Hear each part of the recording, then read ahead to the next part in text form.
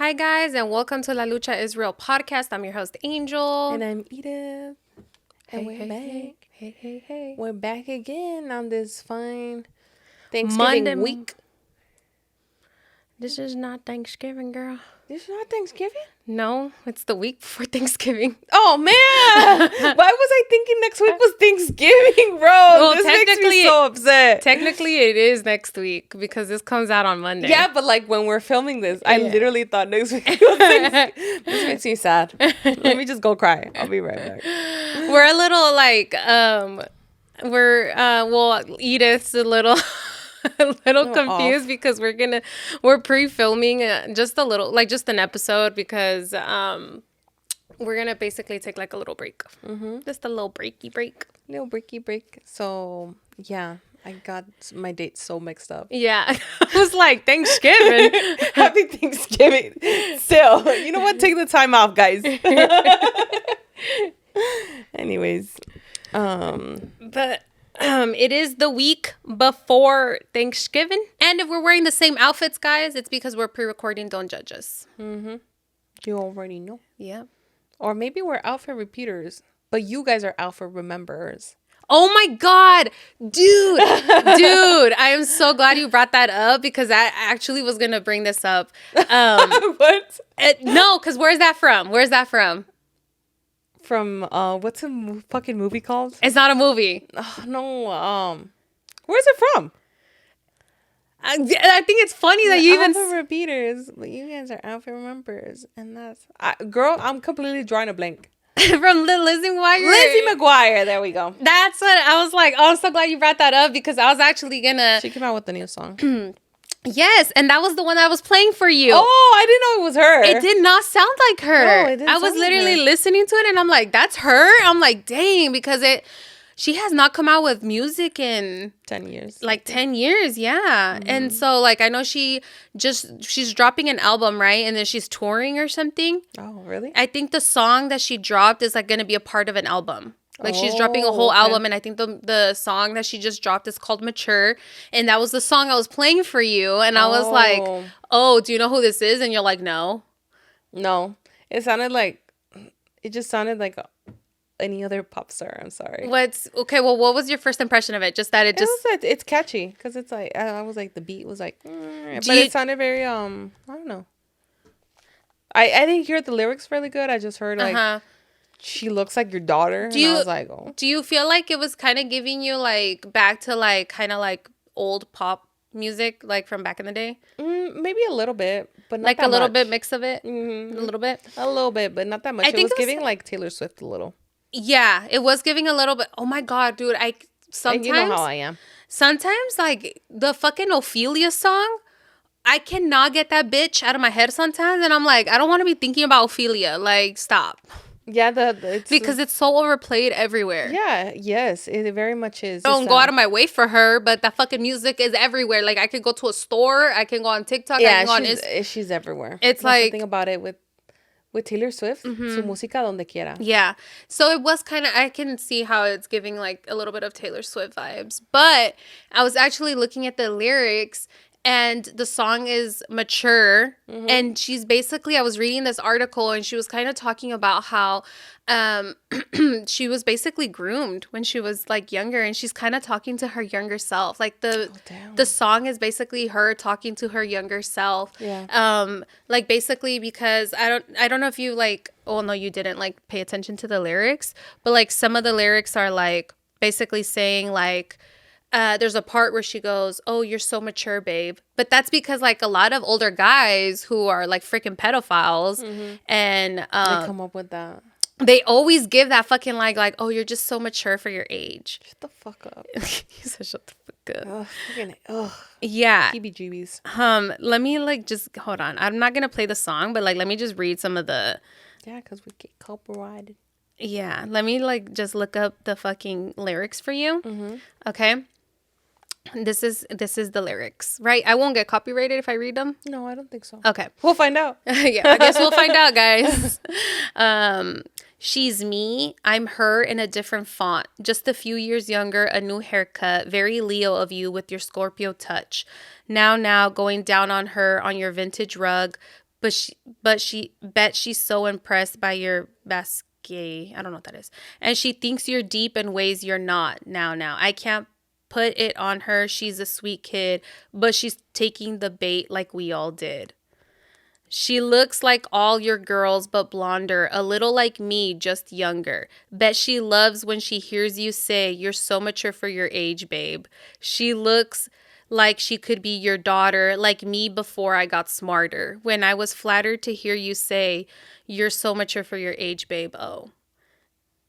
And it says, you dim all the lights so you look real wise as they trace the lines underneath your eyes and mistake your charm for a cosmic sign. I can't put it on them. It's his best trick, and they're taking the bait just like I did. Damn. But that's pretty much like, and then it kind of repeats the chorus and stuff. Yeah. But I was like, that's crazy. And then when I was reading the like her article or whatever, she was saying that she kind of like wrote this for her younger self, like because and I part of me thinks that this song, I think it's about Joel Madden, you know, from Good Charlotte, the twin. It's Joel and Benji Madden. I gotta look at them, girl. I don't remember names. I'm not a great name remember. Especially when it comes to like Hollywood acting or whatever, movies. But Mira, let me. Oh, okay. This is them older, obviously. Mm-hmm. But there was like a huge age gap. But like people didn't like, really say shit until like now, like looking back at it, you're like, wait. Because hold on, let me look it up. Joel Madden and Hilary Duff, when they were dating, she was like young, dude. Like she was still a teenager. You know how I feel about that kind of stuff. Let me look it up. It says she was 16 and he was 25.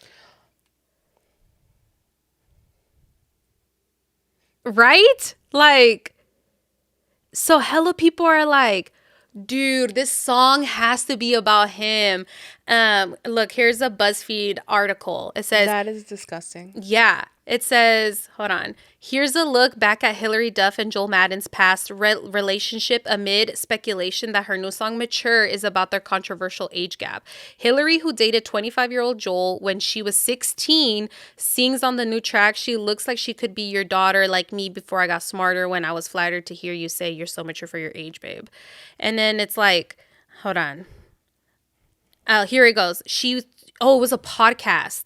It says, opening up about the record, Hilary said on the Therapist with Jake Shane podcast, I feel like it's myself talking to my younger self about an experience that we had and just reflecting on it and being okay with it and having a little tongue-in-cheek moment with yourself, accepting your past and being good with where you landed.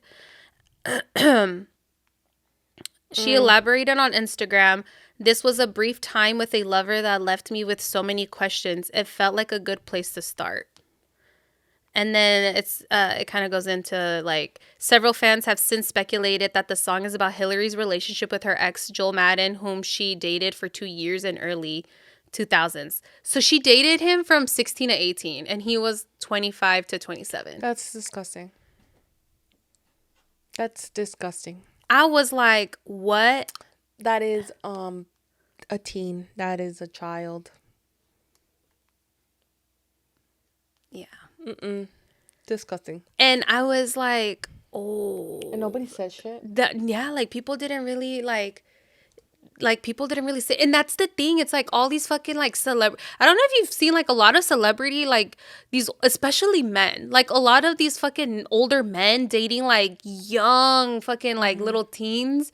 And it's like back in the day, I feel like it was so like it was more normalized. Yeah. And like now people are fucking hella calling that shit out and being like, dude, that's fucking gross. Like now people are clocking that shit. But like back then, like I feel like it was more common. Like it was just, you just saw it more. Yeah. And also like I know, like for example, like Leonardo DiCaprio is like pushing 50 now and his girlfriend's like 19.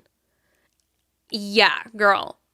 Like, what is it though? I have like, no what idea. What is it? I have no idea.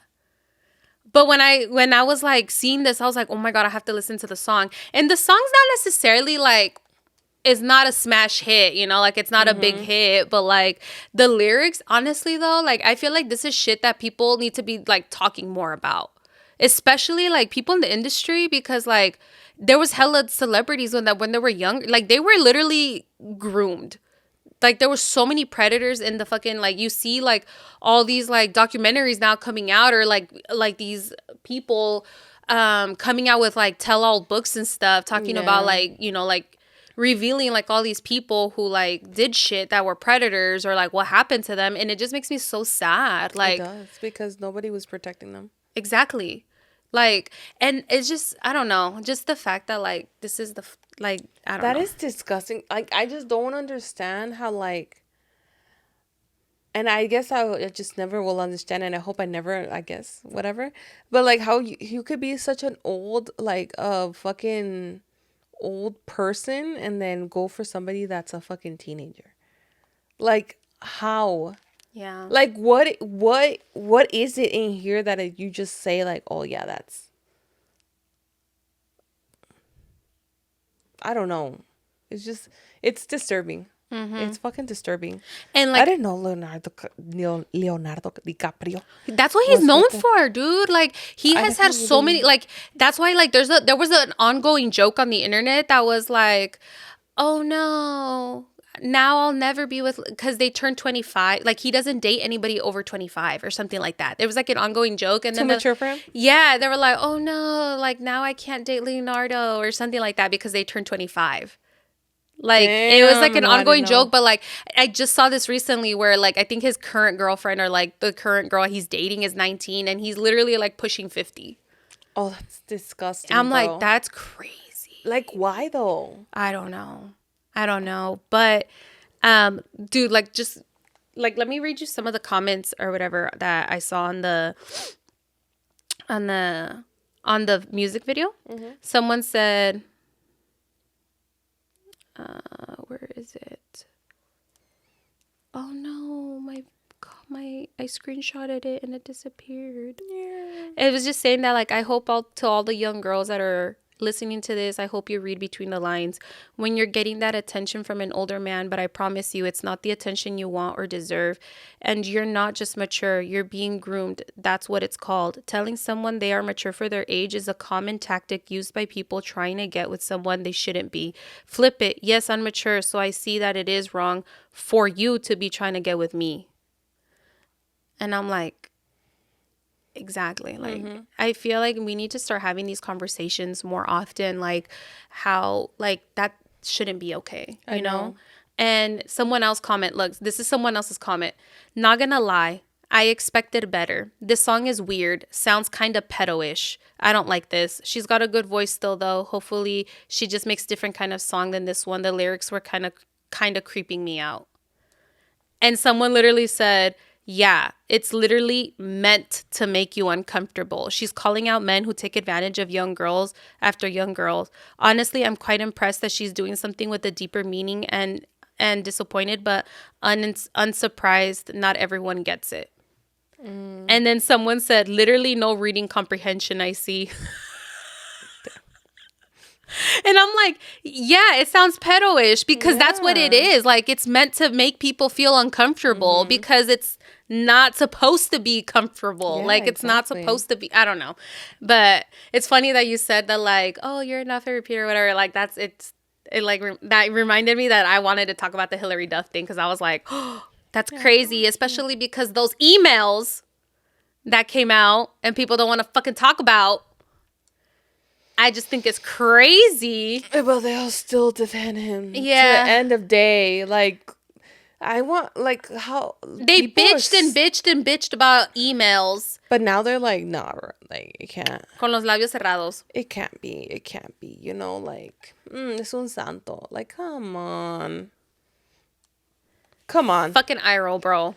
I was like, I can't. I can't with people. But anyways, you wanted to talk about Frankenstein. I see you're wearing the sweater. I freaking love that sweater. I know. It's one of my favorite sweaters. This is the last time that I'm going to wear it for the season. It's going to go into my... Really? Yeah. It's because you know how, like, I have a limited space to work with. Oh, so I have to bring out all my, like, winter clothes. And that means putting away what, like, for this. Like, this is more, like, fall. So... Or Halloween. During the October times. So I'm putting away all that kind of clothes and bringing it out. I feel like you can still pull it off. Yeah, that's true. Yeah. Maybe I might keep it. But Frankenstein, bro. I've always, like, I've been, you know, like, I like the Frankenstein story and stuff like that. What is the original story? Because I don't know the original story. I just know that... Kind of goes like that, but it's a, like, different.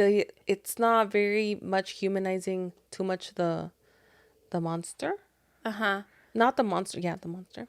Because I know that, like, over time, like, shit changed. Shit has changed. You know, so like, maybe the one that I know isn't the fucking original. So I need to read the book. That's what I need to do. I need to read the Frankenstein book, and I actually put it on my wish list. Wink, the Frankenstein book? Wink, wink. Yes, I did. I put like I already bought your gifts, by the way. Oh, damn. I'm just kidding. I told my sisters, I was like, y'all need to discuss with Angel because, like, she could get something and you guys are going to, like, she's like, yeah, I'm going to reach out to her. And I'm like, I'm just saying because I have contact with her sister, so I know what, like, how the coordination is going to happen. But, no, yeah, the Frankenstein, I really wanted to read the book. And it's a short read. It's not that long either. Like the original? The actual, like, story. From... Hold on, I gotta look it up now. From what's her name?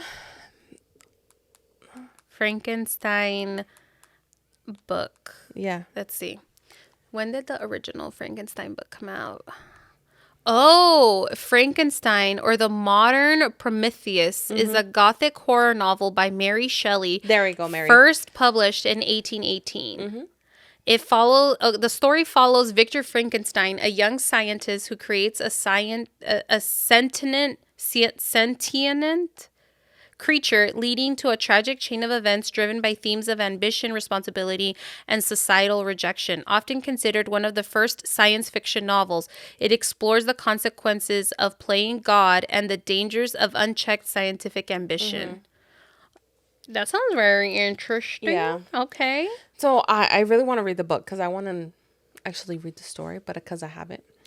But based on, like, the Frankenstein story, from what I know so far, like, as far as I know, you know, he's like a monster, obviously, that was brought alive by this mad scientist. He was like different body parts and shit. Yeah, different body parts.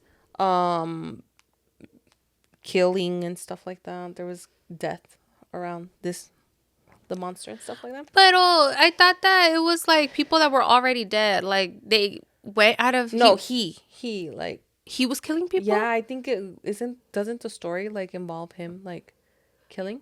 I only watched the movie. I don't know the original story. In the movie, he wasn't just going out of his way killing people. No, not in this movie, girl. Not in this movie. We're talking about backstory. Oh, I don't know the original story. That's why I was asking you, what's the original story? Because I don't know it. So I think he goes killing people. But in this one, oh my God. When I tell you it's a beautiful cinematic, oh my God. Literally one of my favorite movies. And I don't say that softly, you know? Literally one of my favorite movies. Once I heard that Guillermo del Toro was gonna make this movie, was gonna direct this movie and whatever, I was like, I can't fucking wait. I can't wait to watch it. I didn't watch it in theaters. I was going to, but then it came out on Netflix, and I was like, oh damn, I didn't even know it was gonna come out on Netflix. And I loved it. I completely loved it. I cried. It was very much emotional, and I just loved it. Everything, all the scenes, the detail to it, the humanizing of the monster, you know, knowing that the true monster like was not him, you know, it was Frankenstein, which is the scientist. Yeah. What was your favorite part? That's so good. I have a lot of favorite parts. I loved when I had a lot of parts that made me feel so bad, like that I would cry. But the part where he wants to belong so bad, right? And he se hace amigos con el viejito that's blind. Mm-hmm. I love that. But then that took a fucking tragic turn, and I was crying. I felt so bad because that old man, I was like, Yeah. Spoiler alerts, guys, if you haven't watched oh Frankenstein. shit, yeah, that's true. If you haven't watched Frankenstein, you guys should definitely go watch it. It's definitely worth the watch. Yeah, that scene was horrible. You know what other scene really like me tenía como like fuck. Because it's just that he created this, right?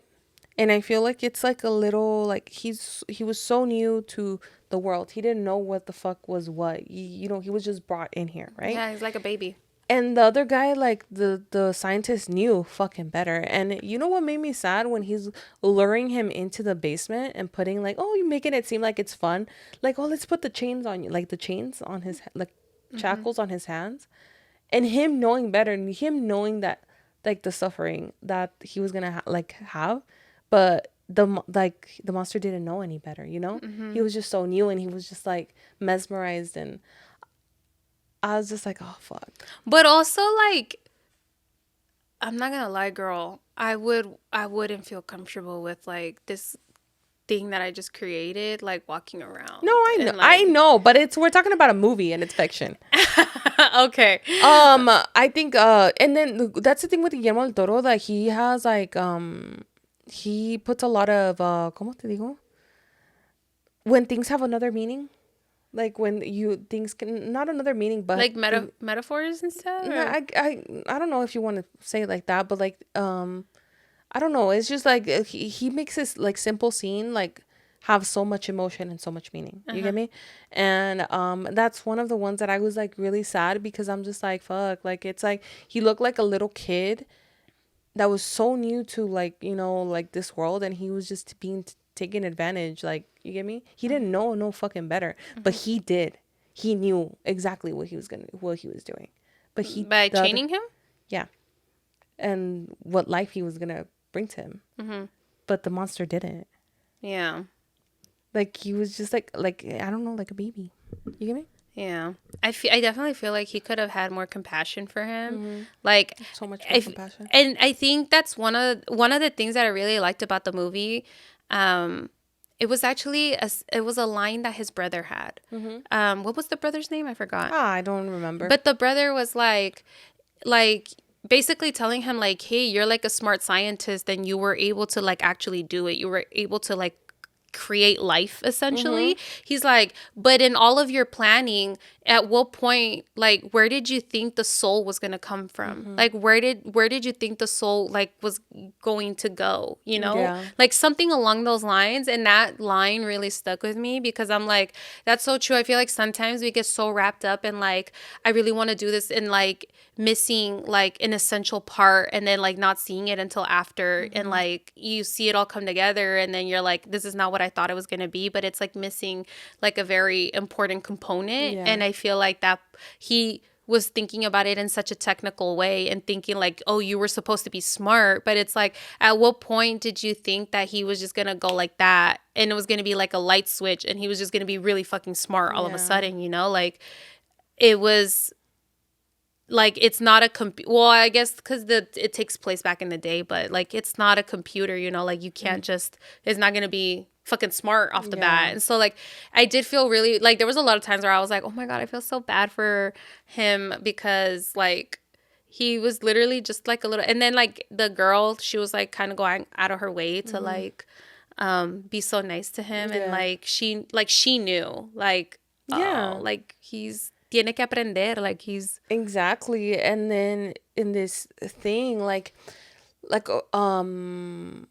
you know how he was only saying his name, Victor, because that's the first word that he like le presentó. And I feel like it was like he created this creature, and I think he thought that obviously it was gonna go somewhere else. He was like, oh my God.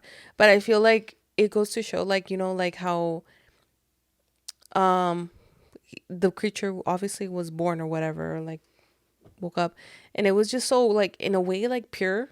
You get me? Like didn't know any better. It was so pure, and like the first thing that he kind of like in a way he responded to was kind of in a way of a gesture of like love. And I feel like that's why he learned his name. You get me? Because that was his creator. In a way, since the beginning, he had like a love for him. You get me? And the other name that he says is Elizabeth, which is Elizabeth that was showing him kindness and love. You get me?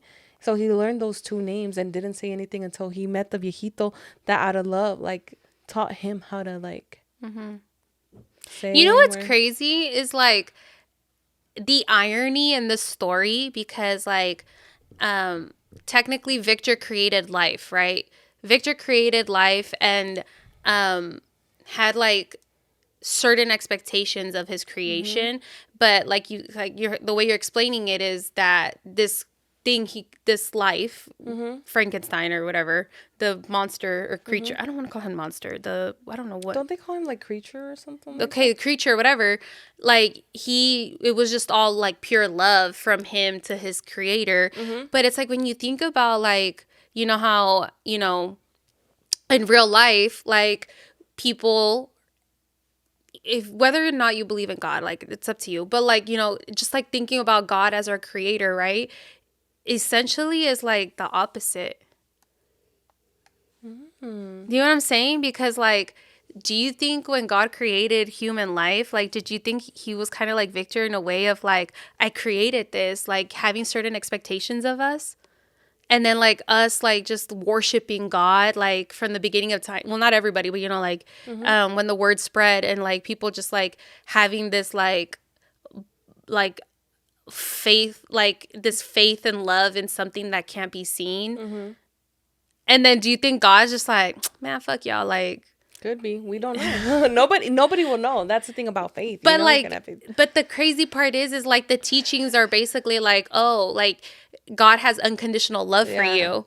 But it's like I don't know. I just think that it's like there's so much irony in like the story of like how Victor didn't have no kind of unconditional love for his creation. It was more like it was a project. Like it was like the thing said, like it was just ambition, you know, like it was like he wanted to create this thing and he did, but then it was kind of like there was no follow up to his like he literally thought like, oh, I created this, and then there was no follow up. There wasn't like, do I have to teach it, or is it gonna already be like, he didn't think more, like he didn't think past my creation, you know. And so I don't know, I just think it's like interesting, the irony and like the parallels. I don't know, it was a beautiful movie. What was your favorite part?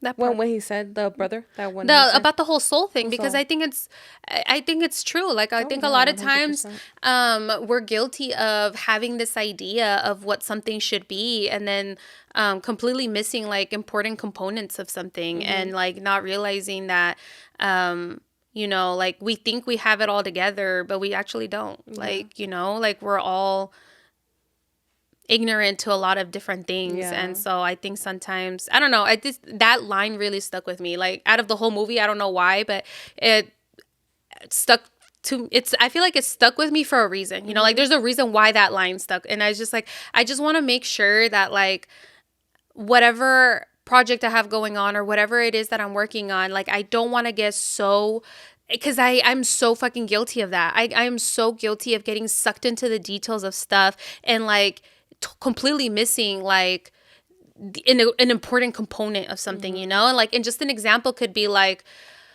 for example, this is an example, this isn't necessarily me, but like I guess kind of me in the past. Like actually, yes, I can speak from experience. This is me in the past, but I've learned from my mistakes.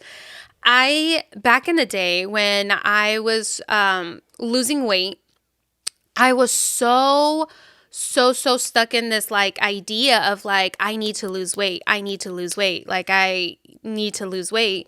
But in the whole process of losing weight, it wasn't so much about being healthy, which I think is like the important thing about losing weight, because I was like 300 pounds. I was 300 pounds, and it was kind of like the goal ultimately was like, it became like I want to lose weight so much because I want to look better and I want to like feel better about myself. I want to feel better. I want to look better, but it stopped being about the important thing, which is my overall health. Yeah. You get what I'm saying? So it's like I got so wrapped up in wanting to lose weight that I lost sight of what was actually the important thing, which was focusing on my health and not just like physical health, but also my mental health. Like that was a key component of my losing weight. And had I actually fucking worked on it, I could have kept going, because also like it wasn't healthy of me to keep losing all this weight and never being fucking satisfied with it. Like never being like, I'm so proud of myself. Like in my head, I was still like, I'm still not where I want to be. Like I still felt like shit. Like I still didn't really love myself, you know? Like I didn't, like, yes, I was losing weight and people would be like, oh, like, look at you go. Like, I'm so proud of you. Keep going. And yeah, it was like motivating. But at the same time, it's like, why do I not feel the way that I should be feeling about myself? And that's because I forgot that one of the important components was actually focusing on my overall health, which includes my mental health. Yeah, that's the soul of your goal. Exactly. I forgot about that. I definitely, I could relate to that. Not in that same aspect, but I talked about a lot before that, you know, I would chase these goals, right? I would have tunnel vision, chase these goals, get to the goal and be like, okay, what's next? Like we got to the goal, but what's next? There's, you get me? Like there wasn't this satisfaction at the end. I would lose vision of why I did what I was doing, you know? And it sucks. I think sometimes we get so caught up in like, I just want to complete this. Yes. That we forget that the whole life is not just getting to that goal, but the journey to it. You know, it's not about the goal itself. It's not about the end point. It's about the journey. Exactly. So, and I think to me, when I heard the brothers say that, like, okay, like you're fucking smart. You created this creature. You created life. But like, at what point did you think, where was the soul gonna go? Yeah. And it's just like, I don't know. I think that's why it stuck with me. Now that I'm reflecting on it and talking it out loud, I think that's probably why it stuck with me. I think that's a powerful line. There was a lot of, don't get me wrong, there's a lot of great parts about the movie. My like, goodness, yes. A ton of great parts. But I think when you asked me like, what is something that like you really liked, or what was your favorite part, like that's the part that sticks out to me. Yeah. No, I watched this movie by myself. First of all, I wasn't having the greatest of days, and I was like, you know what, I want to watch something, and I saw Frankenstein was on Netflix, and I was like, I'm gonna watch it, and I watched it.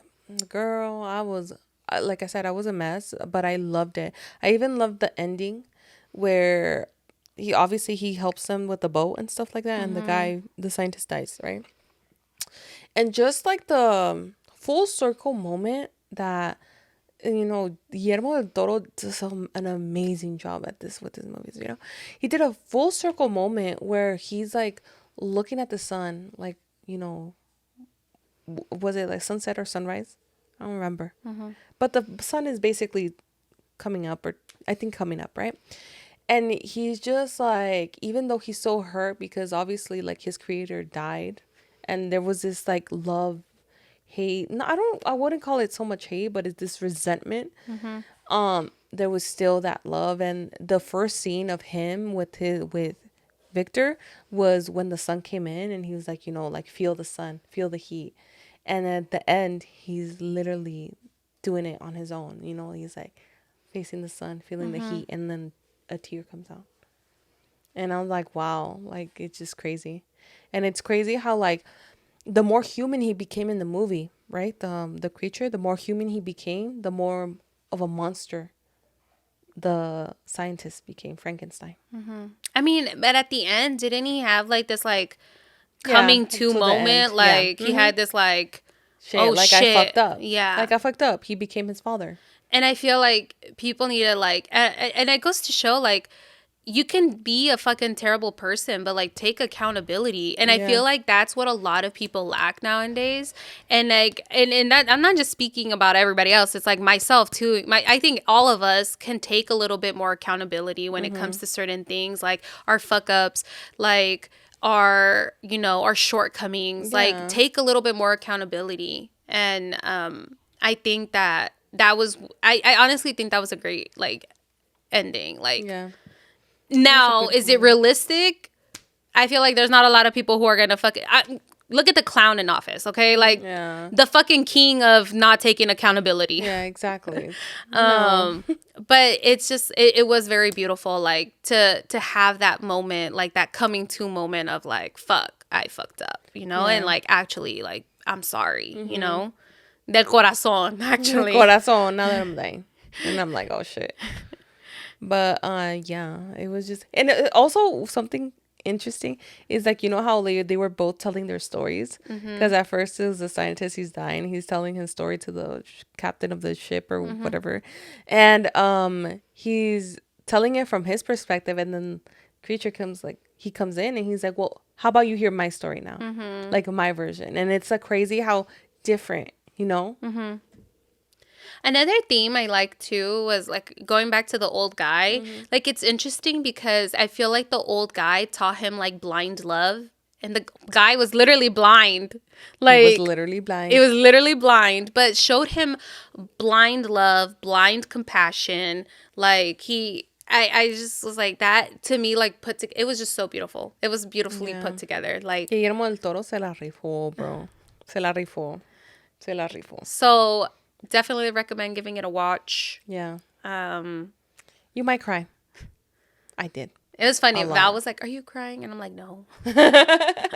My sisters were like, "Why are you crying so much?" And my mom was watching it at the same time, but she was watching it in her room because she has to watch it in Spanish. And I'm like, "Okay, whatever." And then she's like, "Why are you crying so much?" And I was like, I don't know. It just like, for me, it really touched me. It touched me so much. And it's kind of like, it's like this shopping like the grocery store method. Like, take what you need from it. And I feel like maybe, you know, like some people might not be as emotionally like affected by it because like there wasn't like certain things that they needed to hear at that moment. And so I feel like sometimes, like there's certain movies that like I feel like I've watched before and didn't affect me. And so I think like everything's about your circumstance and where you are in life, because like I've rewatched old movies and like totally see it in a different light, and it's because of where I'm at in life now, and I can see it through a different lens.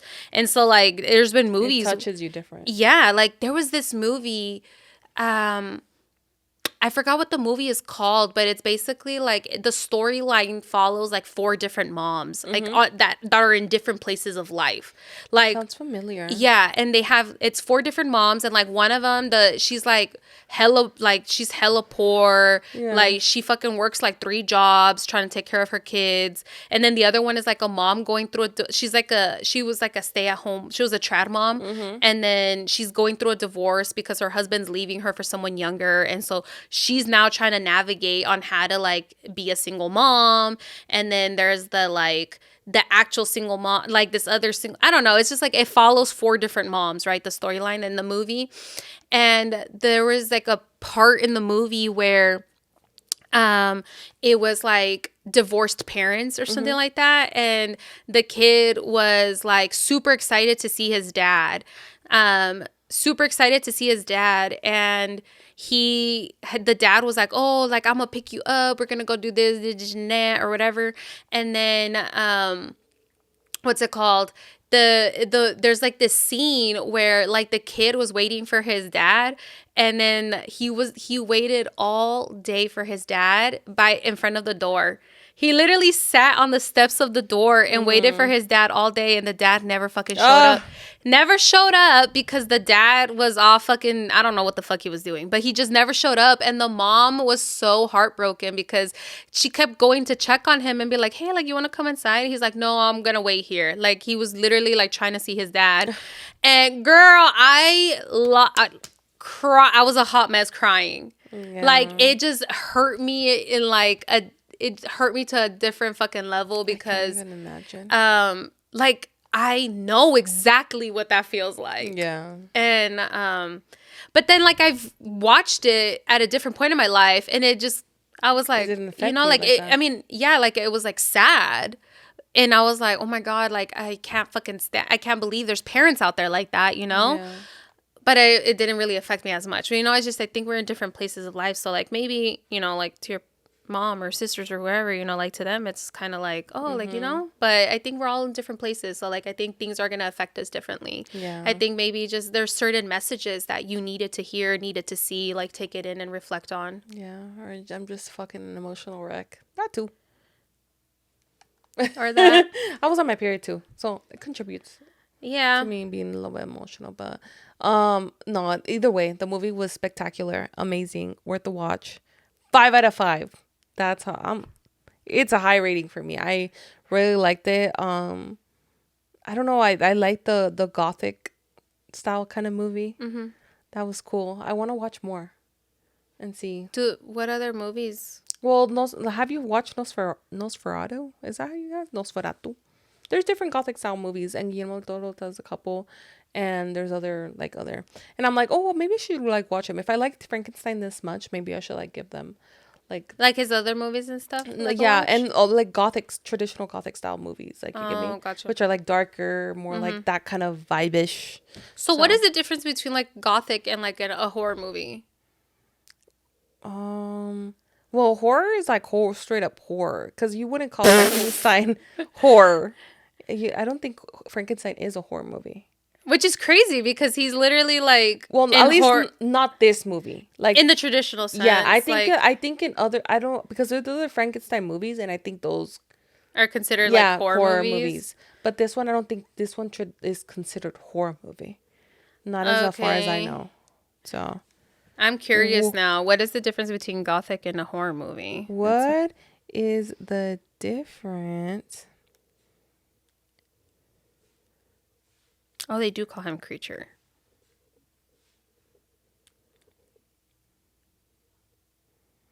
Gothic is a genre that uses atmosphere, mystery, and psychological unease to create dread, while horror is a broader category for works intended to scare the audience through a variety of techniques. So do you think something can be gothic and horror? Yeah, I think it could be both. Oh, gotcha. It could be both.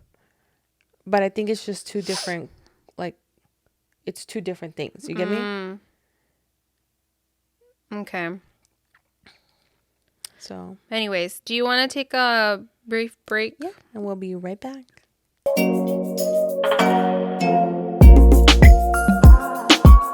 And we're back again. We're going to go into some Chisme and then wrap it up for y'all.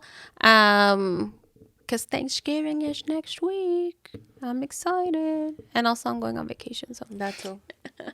I think that's what I'm looking forward to, is time off. You're going to travel and you're also going to be descansando. ¿No? But also we'll fucking see how that goes. Because do you have plans already?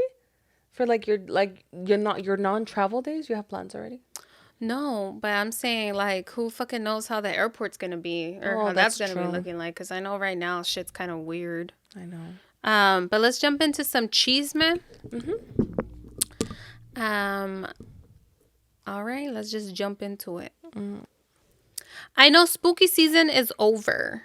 Oh, that's so perfect because we're just talking about Frankenstein. I know spooky season is over, but I still would like to share my scariest moment. It's a long one, so I apologize. We used to live in a 2-story home, and this house was full of bad energy. This particular day was a Sunday around 2 or 3 p.m. My dad had friends over, and they were in the living room watching a soccer game. My mom was in her room that was right next to mine, and my siblings were all downstairs watching a movie. I was in my room. My room had a queen-size bed in my room and a bed frame that was about 4 inches off the floor. Around this time, I didn't have a door because when we had moved there, all the rooms had the doors missing and we could never find the right one for my room. So for a while, we just didn't add one, but I did put a curtain up to have some kind of privacy. I was just laying on my bed when I started to doze off. All of a sudden, I felt someone tug my blanket, so it woke me up. Sometimes my little siblings would hide under the bed and try to scare me, so I thought it was them, and all I said was, "You guys stop, I'm trying to nap." Didn't hear anything, so I ignored it. A few seconds passed, and I felt the tug again. So I kicked my leg and yelled, "Stop, it's not funny." At this point, I started to feel an overwhelming urge that made me feel unsettled. So I just laid there, but but on my phone instead. A few minutes passed, and I swear I put this on my life, my parents, anyone. I felt 2 hands around my ankle and pulled me halfway down my bed. I was so freaked out that I pulled myself back up and yelled, "Stop it right now." I yelled so loud that my parents heard me and ran into my room.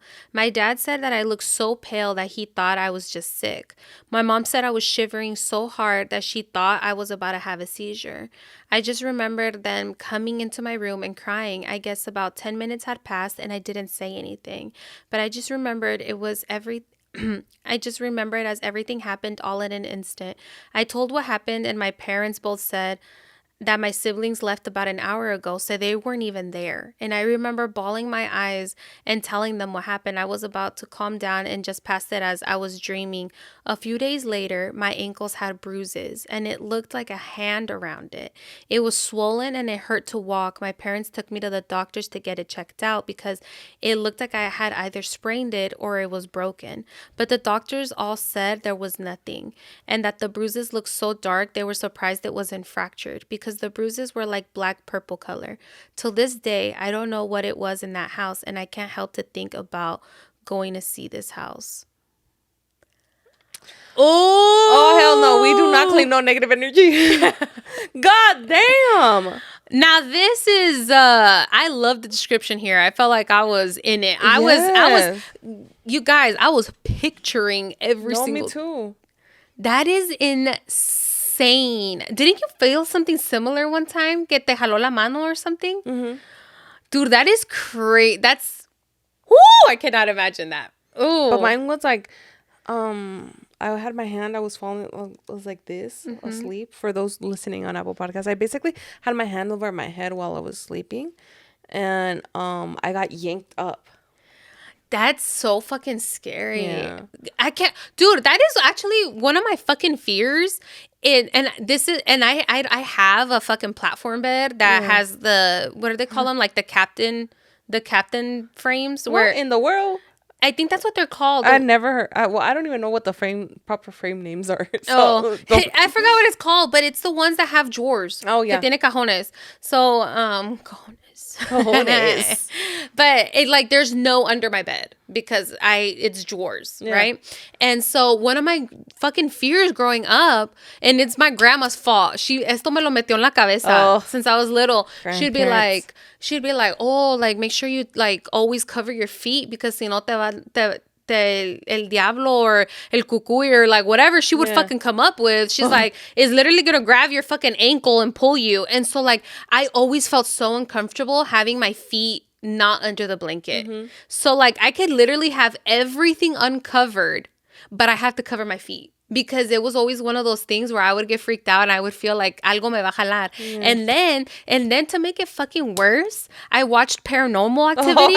Oh, girl, do you remember the scene where she gets fucking like the blanket and then she gets pulled? Oh, hell no, girl. It is like, it just like reaffirmed that fucking fear. Like, you're like, I cannot imagine just be like, that is one of my. That's crazy. Like to think that like you went through that experience. And there was a bruises. And that's not only that, because I feel like had it not been for the bruises, you could have easily like gaslighted yourself. You could have been like, oh, it was just a dream. Like even then, girl, maybe even then, like being pulled halfway through your bed. Yeah. Like I feel like sometimes we'll try to justify it. We'll try to explain it somehow. The wind. Right? Something, right? But the fact that there was like evidence, like there was a fucking big ass bruise and your ankle was swollen, but it wasn't fractured. Oh, it was both of them? I think that's what like around her ankles. Oh, I don't know. No, I think it was just one. Okay. Yeah, because I think they said like, oh, it looked like she sprained it. Oh, okay. Because that would have been like, I wouldn't be surprised if fucking CPS was called if it was both of them, because then like that would be weird, right? Yeah. Oh, okay. Then I understood wrong. So just one. I think so. I don't know, but that's fucking weird. Like and literally it's like a reminder, like, yo, you fucking really got pulled down this fucking bed. Like that is to me, it's like when things have that much energy, that's fucking like that is a fucking if there's nothing else in this world telling you that you don't need to be there, like that was it right there. Exactly. Oh, no, absolute no. Oh my God, that's fucking sucks. Scary. That is scary. My mom would have been like, we're moving out.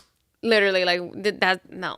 Like, I feel like she would be like, oh, tengo que ser una limpia, tengo que ser, you know, but like, there's only so much a fucking You can do a limpia. You can do a limpia every fucking day, but if something pulled my leg, like, I'm sorry, we're fucking leaving. Like, we're fucking leaving. It's literally whatever the fucking spirit was, or it was a demon, or whatever the fuck it was, like, made physical contact, goodbye. We're yeah, it's done.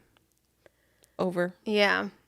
Nope, absolutely not. Like, I remember living in that fucking apartment. Remember when I felt like the weird shit was happening? But it was never to me, like, you know? Yeah. And I think, like, if something touched me like that, that's different. I don't know.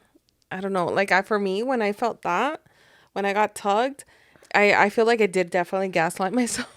Yeah. I was like, no, I just, like, maybe I was half asleep or whatever. Yeah. But... Did you ever feel like a weird energy in that house? Like this is the thing. There was this feeling I always kind of felt a bit, not even in the house, but like in the presence of the certain person. So maybe I didn't like that person. Like, yeah. That's scary, bro. That is scary. Yeah. So that's the only. Yeah. I don't know, bro. Yeah, I would have moved out. I don't know, from like, if that would happen to me. Yeah. Like, I had bruises. Oh, hell no. No. Yanked halfway through their bed. Nope. That's crazy. Absolutely not. No. Okay. Let's go into the other one. Yeah. All right, guys. Next one. Excuse me. Hola, amigas. I hope this chisme is good for y'all. I will be leaving out a lot of details. Okay. I had worked at Ulta. Oh my God, remember when we worked at Ulta? Oh my God. I can't believe we worked at Ulta. Yeah, that's crazy. We worked at Ulta. Okay. I had worked at Ulta for about 8 years. For the last year, I had transferred to another location because I was having some sort of crisis. My general manager was a class narcissist. Class A narcissist. She happened to start working at Ulta at the time I was getting promoted. She had red flags all over. I was having trouble connecting to her because I'd see the way she moved and knew it wasn't okay. I filed a complaint to my district manager and nothing ever happened. My complaint was about how she referred to her employees as R words. Oh, that's not okay. She would ask this one employee if she was high or slow because she spoke softly and referred to her as Dumb and Dumber. For quick reference... What the fuck? That is so not okay. So she catching hands in the parking lot. For quick reference, Ulta has a team of managers. Example, general, co-manager, retail manager, or operations manager. One time a manager went through an ectopic pregnancy. Clearly, this manager was upset. She was so excited to be pregnant, and our GM made comments about how that manager needs to get over it. She made a lot of insensitive and disgusting comments about people. I truly was scared of her. So were many employees. I dreaded going to work, and it was affecting my mental health. I quickly learned that my days would not be as stressful unless I kept at peace with her. I conformed. I knew she was awful, and she caused a lot of chaos within the managers. She spoke badly about others. She would spread rumors about people, and when they would comfort her, she would say that they were lying. But even I was there to witness her saying those things. One day I opened up about how I was suicidal when I was younger, and she told everyone she also was diagnosing me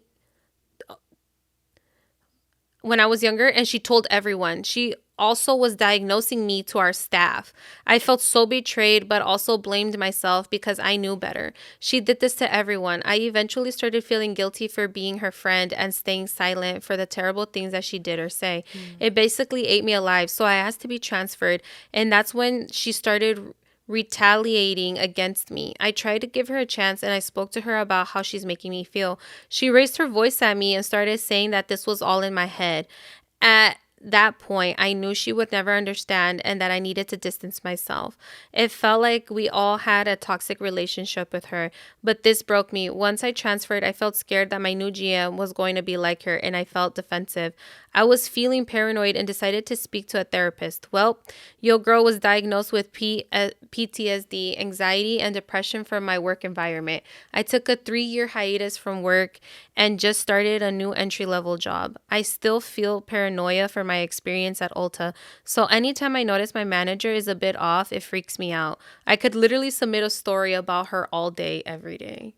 God damn. That is so crazy to think that, like, a job can affect you that much. Yeah. Because it can. It really can, though. Especially with shitty people like that. Yeah.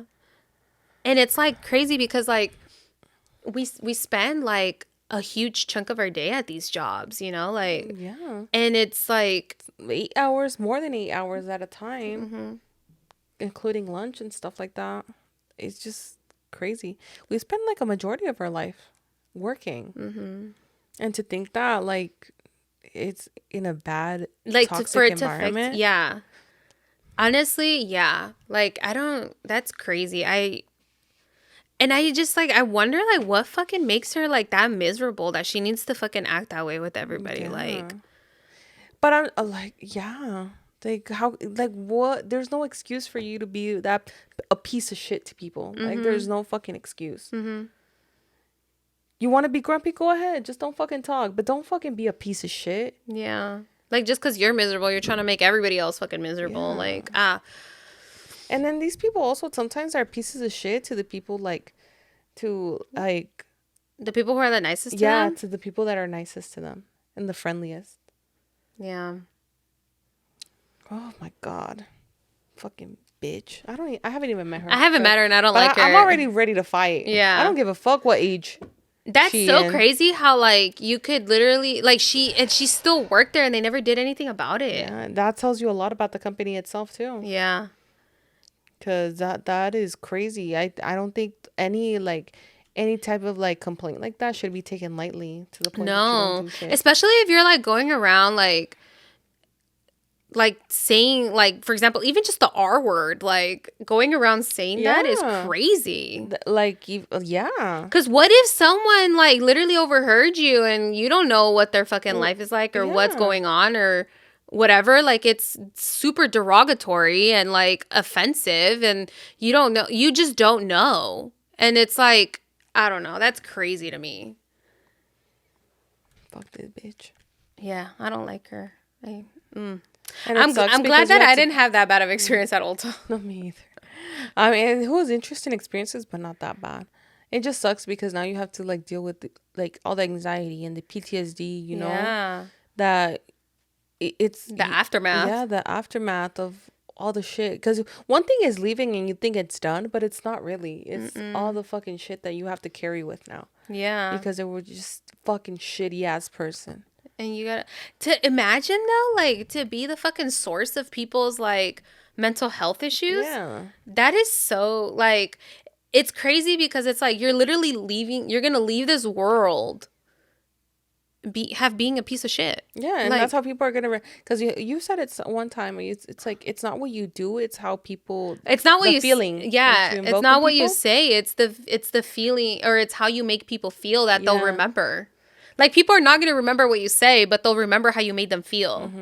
And, like, now, like, this is, and, you know, like, I'm not a perfect person, obviously, but, like, I feel like, especially now as an adult, like, I strive to, like, have positive experiences with people because, like, I never want someone to, like, and not necessarily because I care about what people think, but, like, I just never want to be the source of someone's, like that. Like, I would never want to be, like, affecting someone's mental health. Like, causing somebody trauma. Like, I get it. You know, people cause trauma sometimes sin querer queriendo because of their... Yeah. They were brought up a certain way. Whatever, you know?